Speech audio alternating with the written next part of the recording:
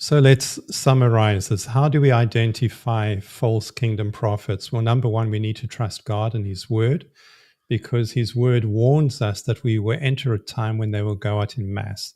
Second Thessalonians chapter 2 talks about the coming day of the Lord will not happen. His return will not happen unless there is a great falling away first.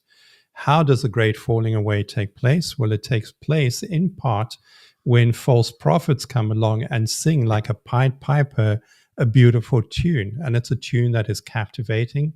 It's a tune that encourages people to follow them. And in the process, it becomes entertainment, becomes hypnotic, and it all comes flowing out of that which sounds good to the ears. They don't teach us discernment.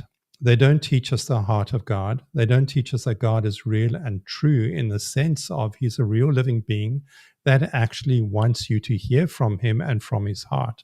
And so when our hearts go after the hearts of false prophets because they are teaching a wonderful tune, singing a wonderful lullaby, then in a sense we are like an adulterous bride who is chasing after other suitors.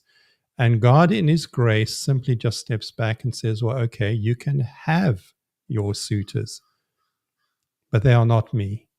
And the day will come when they will be revealed. And as I said in the beginning of the series, everything comes down to what is important to the heart of God. Come the day of judgment,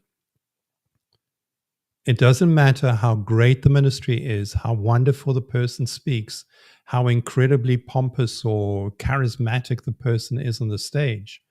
If it is not in alignment with the heart of God, it will be swept off the table in the day of judgment. The only thing that will stand in your favor is, have you walked in alignment with that which is important to the heart of God? And so if you start at that point and you measure everything against God, what is your heart for this? Is this really the way you, Jesus, would perform on stage? Would you really be a caricature, performing acrobatics, antics, all sorts of things? Would you really be speaking your people into debt?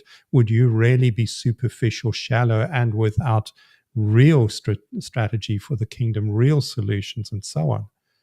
The answers are in your spirit. You already know.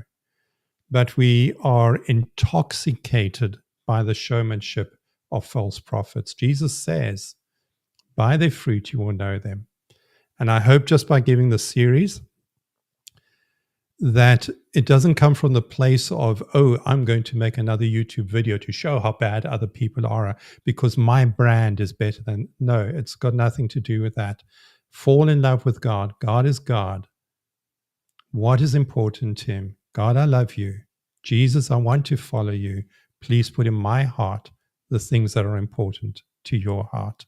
Start there. And little by little, God will open your eyes. May God bless you, keep you safe. Let's get to the end together. Let's bring other souls with us too. In Jesus' name.